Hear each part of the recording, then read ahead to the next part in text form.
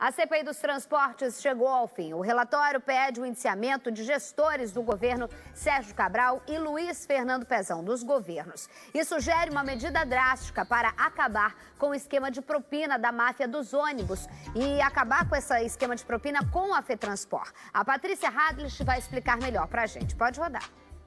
Foram 6 meses de investigação. O relatório final tem mais de 400 páginas. A CPI dos transportes abriu a caixa preta de um grande esquema de corrupção envolvendo políticos e empresários do setor de transportes. O texto, publicado no Diário Oficial, faz uma série de recomendações. A principal delas é a extinção da FETranspor, a federação que reúne as empresas de ônibus. A FETranspor, ela é responsável por todo esse processo de corrupção que existe no transporte público do Rio de Janeiro. E nós pedimos a sua extinção, pedimos que o governo do estado não tenha mais nenhum tipo de contrato com a FETranspor e a necessidade da licitação de todas as linhas intermunicipais. As linhas intermunicipais de ônibus no estado do Rio de Janeiro é um verdadeiro monopólio, é de pai para filho. E a FETranspor é que efetivamente detém esse monopólio, ela distribui para quem ela quer. Uma rede lucrativa, promíscua e corrupta. É assim que o deputado Eliomar Coelho, do PSOL, que presidiu a comissão, define o envolvimento de políticos e empresários do transporte.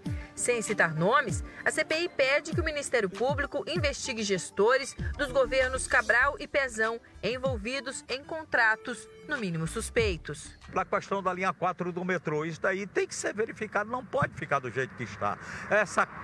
A compra das embarcações chinesas, que de repente chegam aqui e não tem como atracarem, porque não existe atracadouro com as especificações para atender a esse tipo de coisa.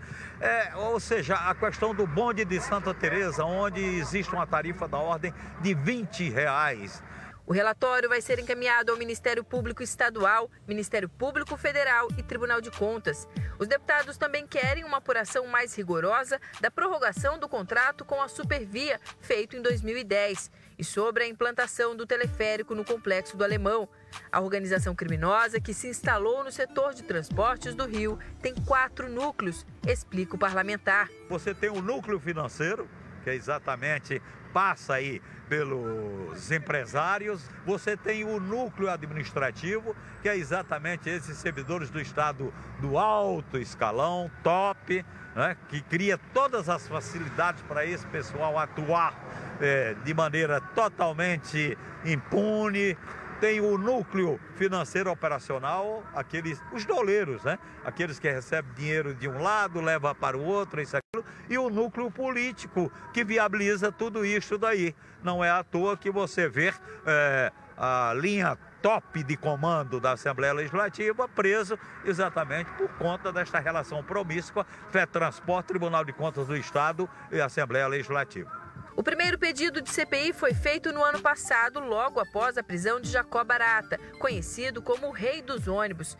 Em depoimento ao juiz federal Marcelo Bretas, Barata reconheceu que pagou propina a políticos do Estado e revelou que o valor chegava a R$6 milhões por mês, num esquema que durou pelo menos 20 anos. Realmente existia um caixa gerado pela FETranspor para pagamentos a agentes públicos, no sentido de tentar melhorar o sistema de transporte e proteger o sistema de transporte de ações que fossem prejudiciais ao setor. Para o cidadão, a CPI não trouxe nenhuma surpresa. Constatou o que o usuário do transporte público já sabe e enfrenta todos os dias: um serviço caro e de péssima qualidade. Condução cheia, absurdo de valor que você paga, enfim, é isso, é a realidade que a gente tem.